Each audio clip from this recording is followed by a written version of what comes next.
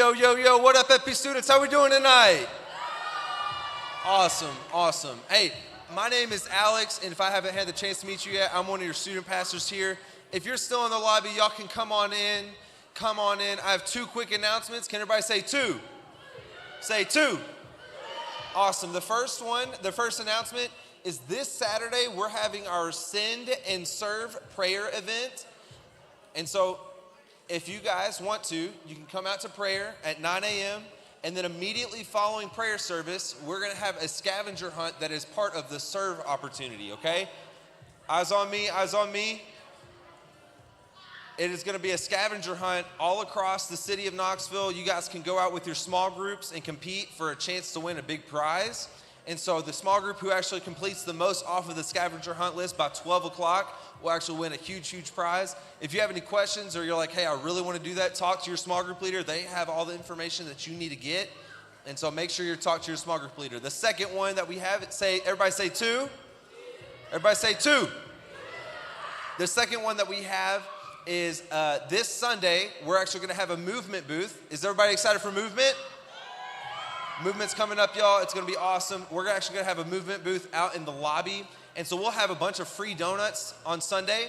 And you guys got some tonight, but we'll have more on Sunday. And as part of that, you coming up to register or to get your donut will actually enter yourself into a raffle for a free chance to Movement Conference. Not only that, it's actually going to give you one free pass to a friend that's never been to Movement before, and you can also invite a friend. So both of you guys could get in for free if you're here on Sunday. Get a donut, enter the raffle, see if you can win. It'll be an awesome opportunity. We're excited for Sunday. But I think I'm most excited for this game tonight because it is huge. It's awesome. Has anybody seen the Super Mario Brother movie yet? Not yet? Hey, we're super pumped, and we were sitting in the office earlier today, and I started playing the little Peaches song by Bowser and Jack Black, and I thought that thing was so funny. Pastor Nate was like, yo, we got to start playing some Mario Kart up in FPStudents tonight. So tonight's game, Dylan, will you bring those things out? We actually have some scooters that you guys are going to be racing with. Oh, my goodness. Wow, look at that. Thank you so much. Tonight's game is going to be a relay race. You guys have to pay very close attention to the rules so the way that you can win, okay? It's going to be 3 different scooters. There's 3 teams, 2 people per team. I need 6 participants for the game. And the rule is you guys have to drive from the front of the stage over here, out the back, into the lobby, back through this door and over here. If you get hit by one of these balls, you have to pause and count to 5 if you get hit by one of these balls. Right here, okay? So I'm gonna go ahead and invite our 6 contestants up here. If you wanna play, I need you to get like really, really crazy. I need to know if you really wanna play. Hey, my dude Lincoln, come on up. Lincoln, let's get my dude right here. I need a girl. You want to play? Come on up. You raised your hand. I saw you. Come on up. You already got picked. I need another girl. Another girl. You want to play? Come on up. I need one guy and one girl. Come on up. Mullet man.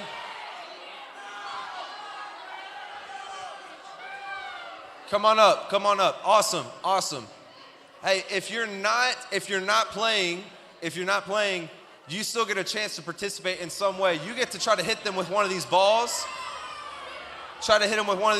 If you guys get hit, if you get hit with one of these balls, you have to count to 5. If you get hit by one of these balls, you have to count to 5. Go ahead and grab a ball, y'all. Grab a ball. There you go. You're gonna take your scooter. Everybody grab a scooter. You're gonna have everybody have their teammate. You got your teammate? Grab a teammate. Okay. You two? Are you guys teammates? Wait, can I test the ball? We got enough teammates up here. 2, 4, 6. Grab your scooter. Pick your poison. It has to hit either of you. If the ball hits either You or the scooter, you're out. Okay? I'm gonna explain the rules to y'all one more time, and then I'm done. Huh? No, they're not allowed to chase you. Everybody has to be in their seats. All right, here we go. We gotta hurry up. I need you guys down here at the front right. Go down here to the front right of the stairs. It's okay, I'll explain it. Y'all just listen very carefully. You'll start from the very bottom of those stairs over there on the ground.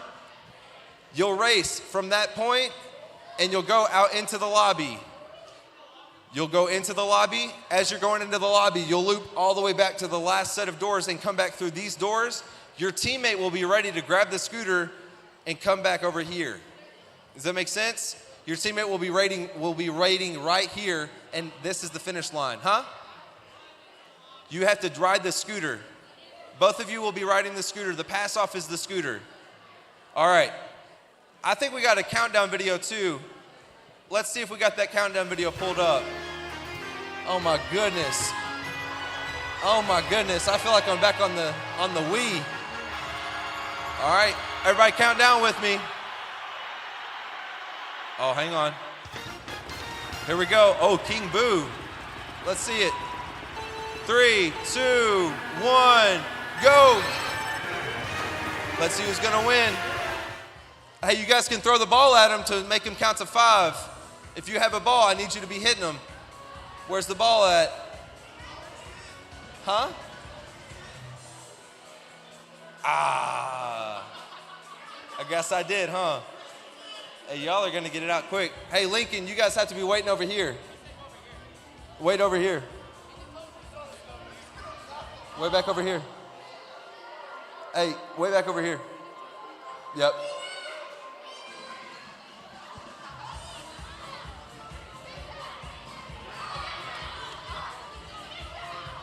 If you got hit, you have to count to 5. All right, you're up. Oh, she got hit again. She got hit again. Hey, y'all don't have to drive back up here. Y'all don't have to ride back up here. That's okay though. That's pretty cool. Show off your skills. My goodness. Let's see it. Who's got the balls? Y'all are hogging it. Oh my goodness. If you get hit by a ball, you have to count to 5. Stand still and count to 5. My man Dylan, do we have the prizes for the winner? Let's see him. Bring the prizes up here, please. Oh my goodness, they're making their final turn. Stand right here, Dylan, for the finish line at the front right. Oh my goodness, they're all 3 together. It's neck and neck. Patrick's leading the charge. Oh, Lincoln got hit. You have to count to 5 if you got hit. Don't throw it on the stage.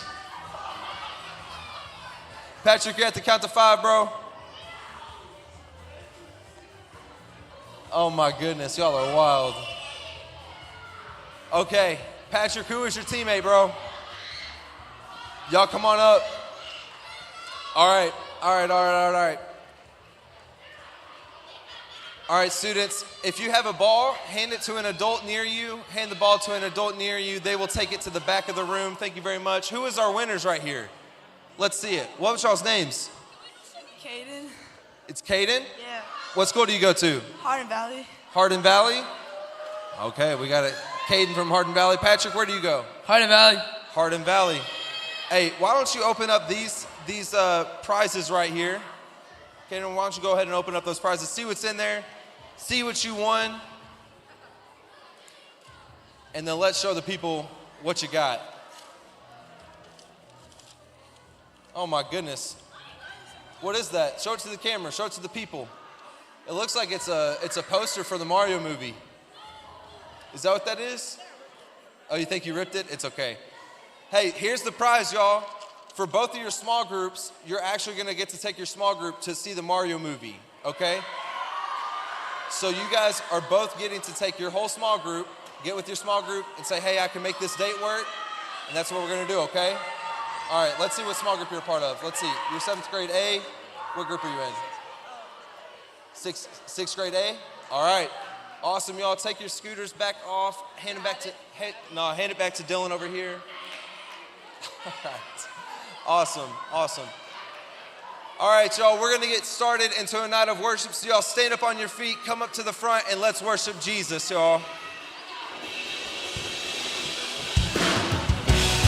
What's up, FPStudents? We're gonna give God all the glory tonight and just thank Him for the victories He's given us. Come on, let's sing this together.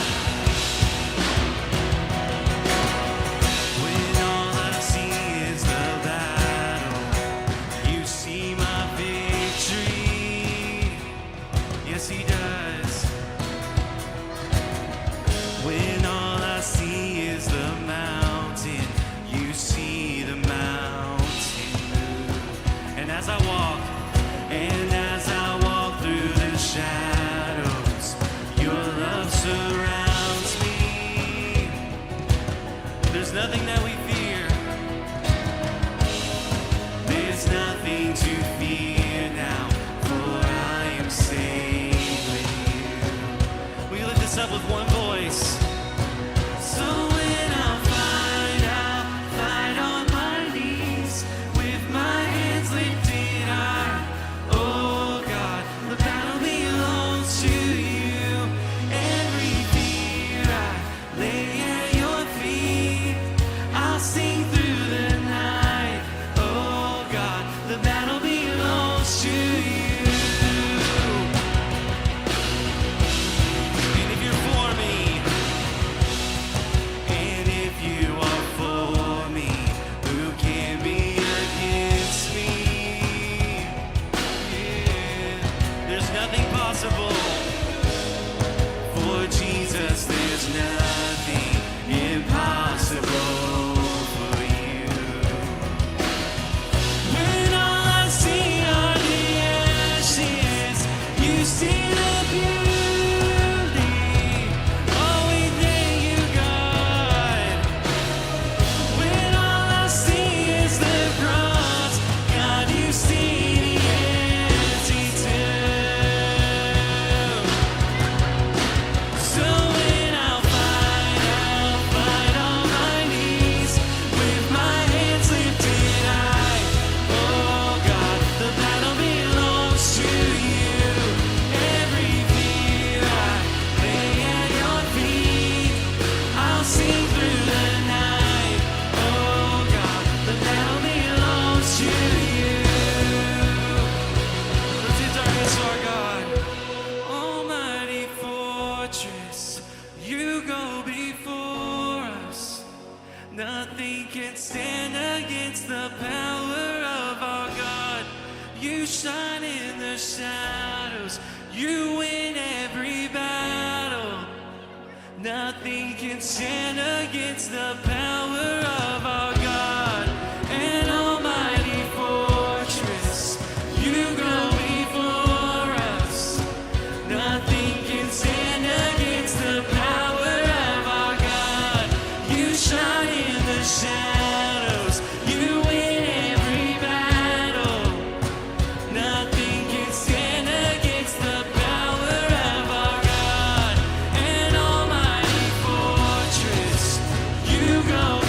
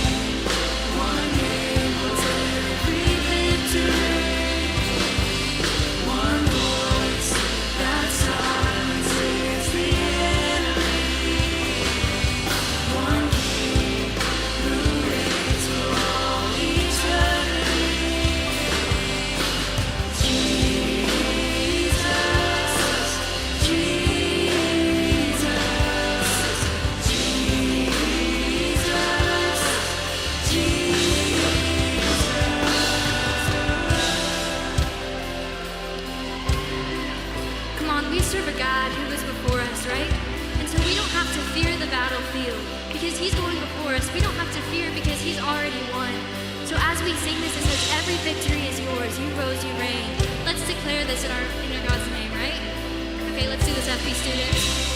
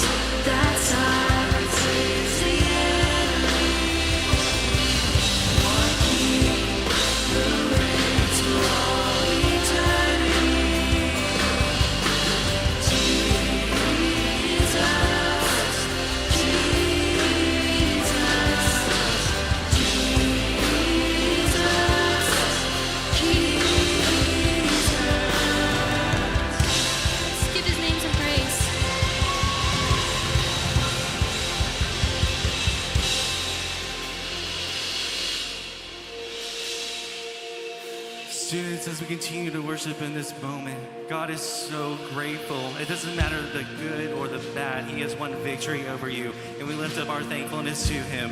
So let's just lift our hands in this moment and give God this thanks that we give him.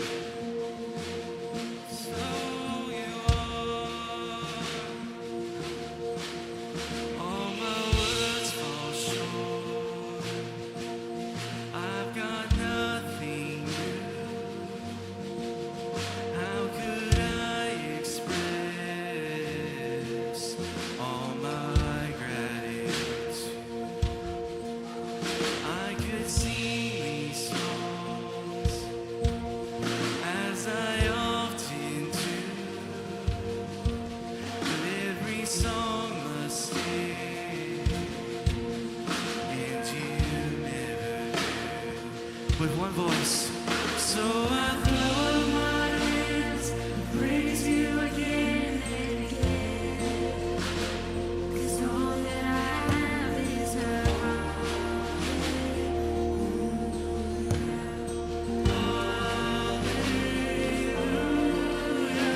I know it's not much, I've nothing else fit for a king, except for a heart singing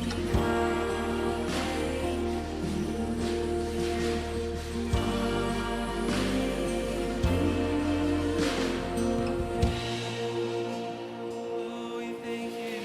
I've got one response. I've got just one move.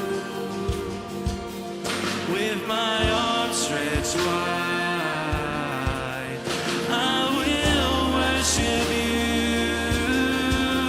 So I throw up my hands, I praise you again and again. 'Cause all that I have is a hallelujah, hallelujah. And I know it's not much, I'm nothing else fit for a king, except for a heart singing hallelujah, hallelujah.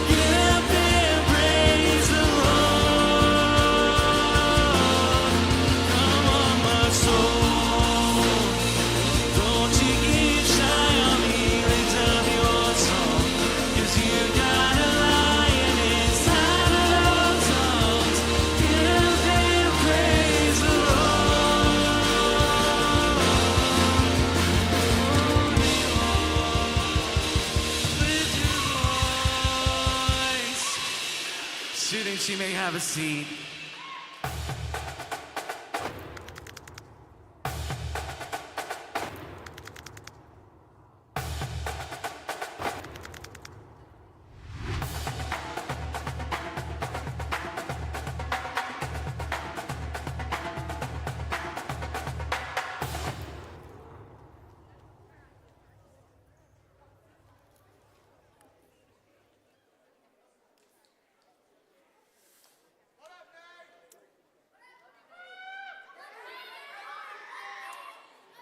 How we doing, FP students? Are you good?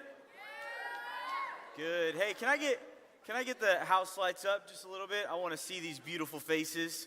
Ah, that's better. That's better. How we doing, FP students? Awesome, awesome. Well, hey, if we haven't had the chance to meet yet, I'm so glad you're here. My name's Nate. I'm one of your student pastors. And man, we're just so grateful you're here tonight. And can we welcome our first-time students, our first-time friends and family here with us tonight? We're so glad you're here. You picked an amazing night to be here. And this is awesome. I'm so grateful. Haven't been able to teach in a while, so I'm just ready. I'm excited. And did you know that there is one thing that can make you better at everything? There is one thing that can make you better at everything.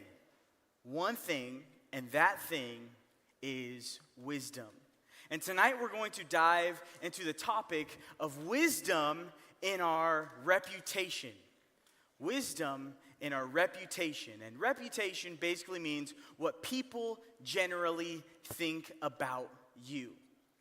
And the hard part about our reputation is that you can't control what other people think about you. Like, I wish I could just control what every single one of you guys thought about me. I wish I could control sometimes the way my friends think about me. Like when I say something funny and I think it's funny and nobody else laughs. Have you ever been there? That just sucks. And the rest of you guys are like, no, I've never been there because everything I say is funny. Lies. But the hard part about our reputation is that we can't control what other people think about us. And you might be the type of person that says that you don't care about what people think about you. I bet you there's some people in here who say, yeah, I just don't care what people think about me. Which if I press into that a little bit, what I would probably find out is that that's a front for doing whatever you want to do, but that's a whole nother conversation for another time. And if you call yourself a Christ follower, if you call yourself a Jesus follower, then we must care about our reputation. If you are a Jesus follower, you must care about your reputation. Jesus said it this way: by this, everyone will know that you are my disciples if you love one another. There it is, right there. Jesus said that people should know you are mine, should know you are a Christian by the way you love people. And that another isn't just loving other Christians. It's not just loving people who look like you, who agree with you, who talk like you.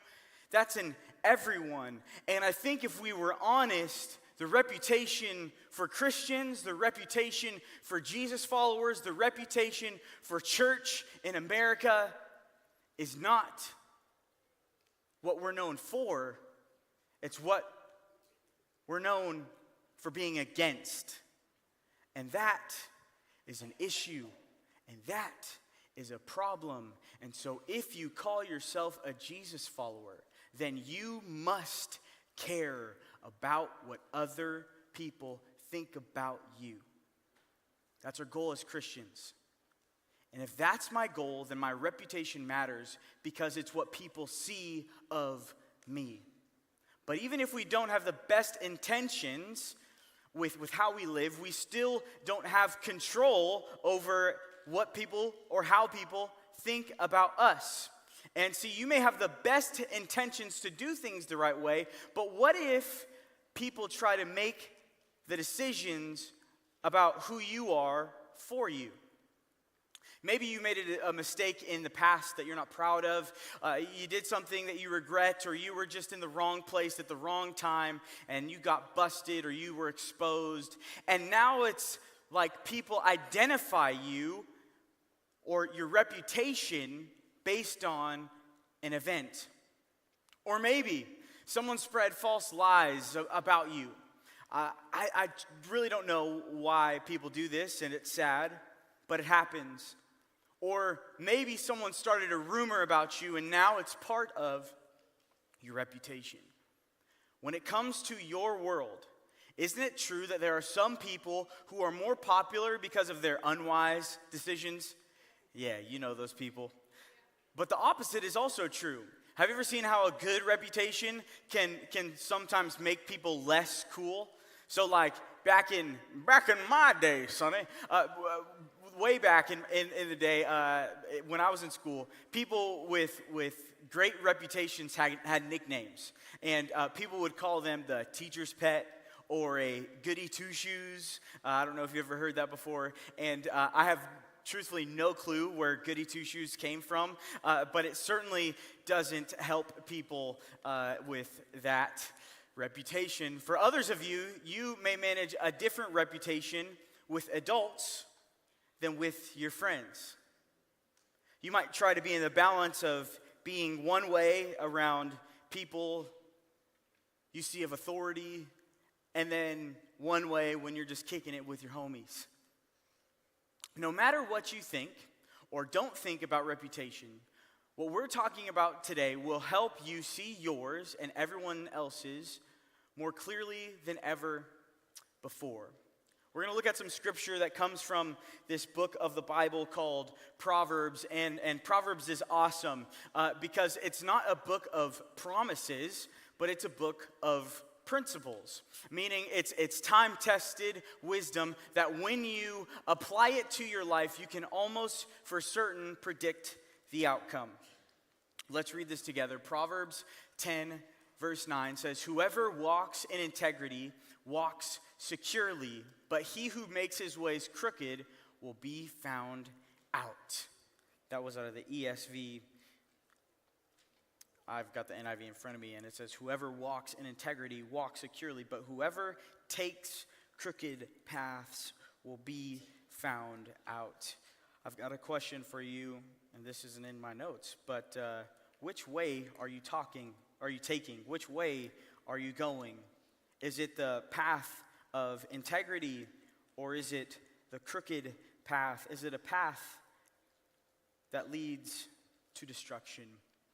See, when we are intentional about making the right decisions on a daily basis, we find ourselves on a secure path.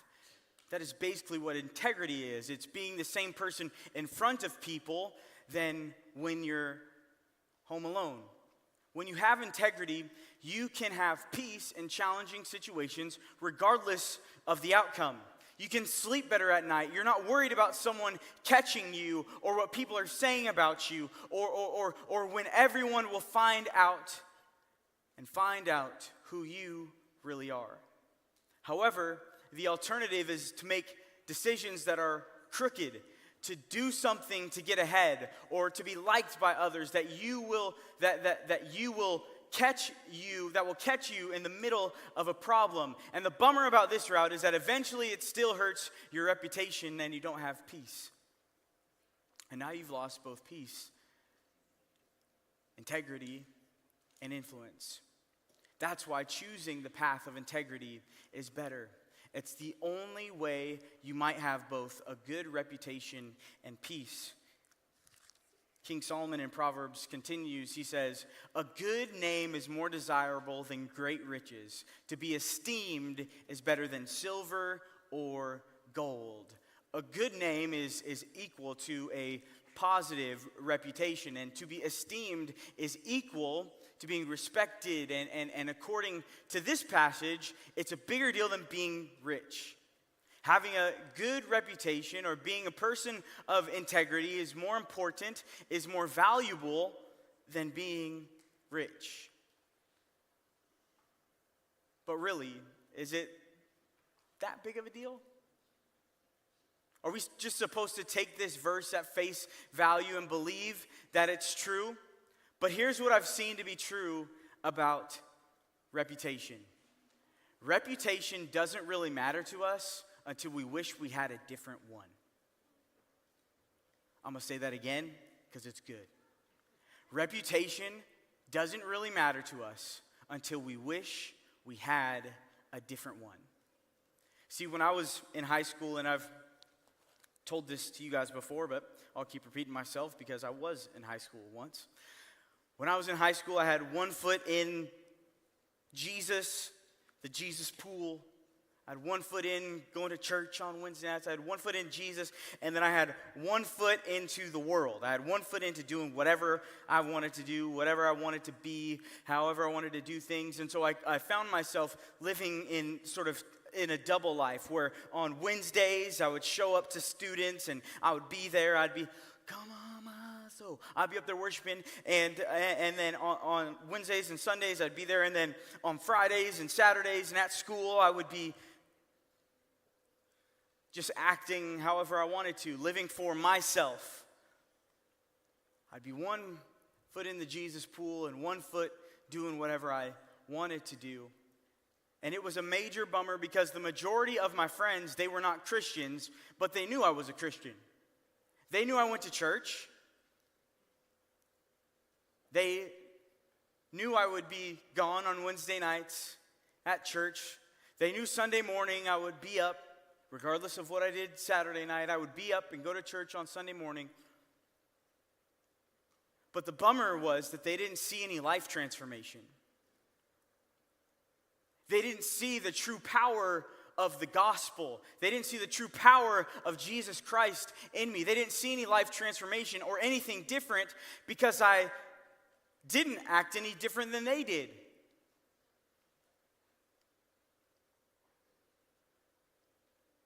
I was doing all the same things. And the bummer about that is I missed my opportunity to show them the good news of Jesus Christ because I was too consumed with wanting to be liked.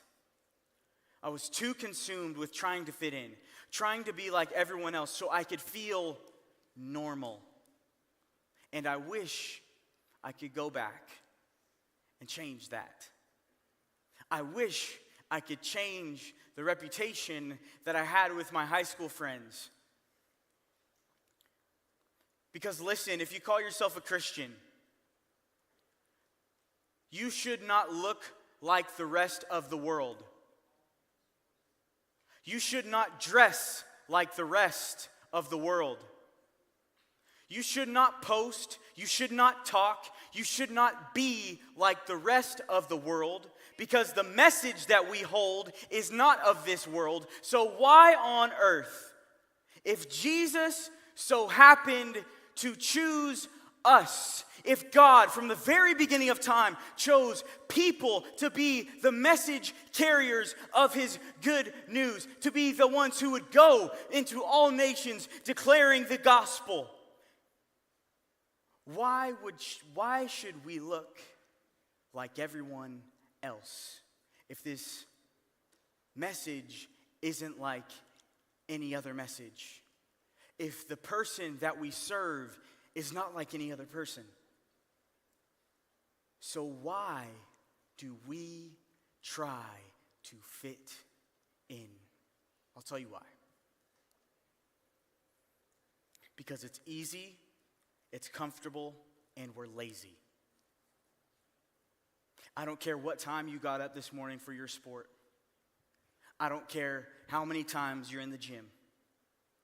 I don't care what your grades look like. We are all lazy and selfish. We take the easy way. How do I know this?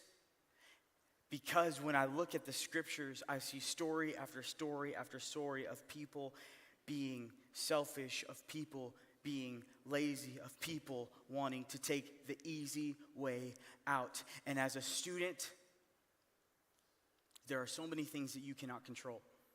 You can't control your schedule. You can't control the amount of freedom you have. You can't control your curfew. You can't control how lonely it may feel if you choose to live differently than others and prioritize your character. But one thing you can control. One thing you can control is your integrity. And this is the main idea. This is the bottom line. This is our main takeaway. The decisions no one sees builds the reputation everyone remembers. The decisions no one sees builds the reputation everyone remembers. So what can we actually do about our reputation? If it seems like something that we can't control, what can we control? We can control the decisions that create the reputation that you want. Your decisions, the decisions you make on a daily basis are the starting point. Your choices are a starting point. You chose to come to FPStudents tonight. Maybe some of you were dragged here. Maybe some of you were drugged here. Regardless, you got here. That's supposed to be a joke. I'm sorry. A pastor said that when I was a kid a really long time ago, and I thought it was hilarious, and so I've been saying it ever since, and different generation, it's fine. Your daily decisions to be honest even when it costs you, to consider the needs of others, to work hard when Netflix is calling your name again and again and again, to get up a little earlier in the morning and open your Bible. Whatever you choose, those add up day after day, moment after moment, and eventually people will notice a real change in you. I wasn't planning on sharing this, but hey, why not? I'm here. The past few weeks, I've just been feeling a little meh. I've just been kind of a little down, a little tired, a little lazy. And I found myself really lacking in my quiet time, lacking in my relationship with God and pouring into that relationship. And what's crazy is when we get tired and when we get lazy, what tends to happen is the most important things sort of like fall off first, because we've gotten so consumed with the little things that we think really matter. And so when I've stopped putting my focus on my relationship with God, when I don't prioritize my quiet time, when I don't prioritize my time in prayer, when I don't prioritize my time in the scriptures, what happens then is I become a little bit more of a jerk. My wife can attest to this. I haven't been the most fun person to live with the last few weeks. And so then, because I'm not focusing on what's most important, my relationship with God, then the next most important relationship with my wife feels strained. And then what happens is my relationship with my kids become a little strained. And then it flows into how I work. And then the people that I'm accountable to feel a little strained. And the people who are accountable to me feel a little strained because they're like, why is Nate so weird lately? And it's because I'm not doing what I should be doing. I'm not focusing where I should be focused. And so I have 3 questions for us. 3 questions for you, and I want you to answer these on your own time. And so maybe you need to take a picture of the slide that's about to pop up, or maybe you want to write them down in your notes. But on your own time, I want you to try some self-evaluation. I want you to try some self-evaluation.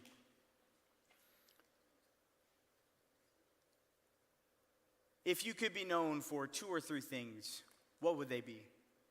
What 2 or 3 things would you like to be known for? What 2 or 3 things would you like to be known for?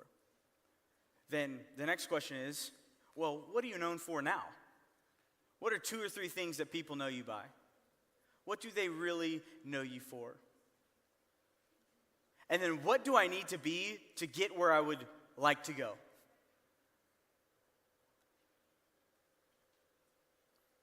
I want people to know I love God. I want people to know that I love my family. And I want to be known for loving people. And of what I just told you of myself, I haven't been doing that first one well. And so the next two things that I would love to be known for, my family and people, man, that gets strained too. And so I want to ask you, what 2 or 3 things do you want to be known for? They don't have to be the same as mine, but what 2 or 3 things do you want to be known for? And man, are we going to be perfect? No. I've made so many mistakes. I've been so imperfect in loving God and loving my family and loving people. But I want people to truly see the fruit of the Spirit in me. I want people to see that I love and care about my family. And I want to love anyone and everyone, even if they disagree with me, even if they don't love me back. I want to be a person who loves people. And I will drop the ball time and time again. But I had a pastor who once told me, God draws straight lines with crooked sticks. We're going to be people who mess up. We're going to be people who make mistakes. But man, if you can lean into the wisdom, if you can lean in to your relationship with God, I'm telling you, you will see a difference, and you will start, and if you start to live with integrity, people will start to see that. What do you want to be known for? Are they things of this world, or are they things that are going to pass away one day? Are they things of this world, or are they eternal things? Are they the things of this world, or are they the things of God?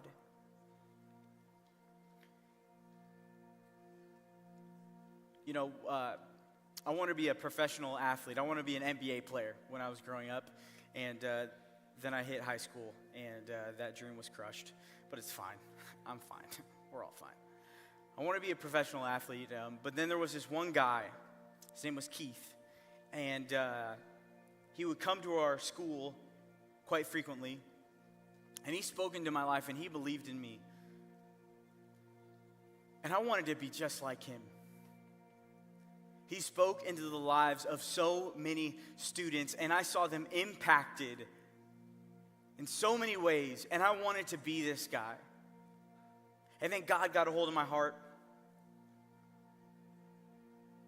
Then I went to college, and I was like, well, I guess I'll study youth ministry. That seems like a good idea. I wanted to work with students. I did not want to be a student pastor at the time, but I wanted to work with students. And then I got plugged into a church, and I started working with students and started serving with students. And man, God changed my life. And I would not be up here today if it weren't for that man named Keith who spoke into my life, saw potential in me. He saw something in me. And I just wanted to be like him. And little did I know that he was actually pointing me to God. And so what do you want to be known for? Do you want to be known as a person who's just so caught up with themselves, who cares so much about what they look like, who cares so much about what people think? Or do you want to be known by the way you love people, by the way you love God, by the way you serve others. What do you want to be known for? Would you pray with me? Jesus, we thank you for who you are. We thank you that you meet us right where we're at. And God, I know in a room this big with this many students, God, I know there's a whole bunch of different people who want to be known for a lot of different things. God, I pray for those in this room who would call themselves Christians. God, I pray that they would be known for love, the way they love you, for the way they love people. And God, that the reputation of Christianity, of what we're known for being against rather than what we're known for, I pray that when people interact with the Christians in this room, that they would say, man, there's something different about them. The way they care about me is different. The way they see me is different.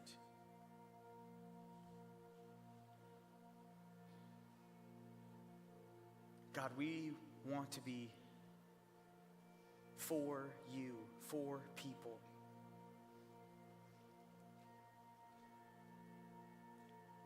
So God, I pray that we would start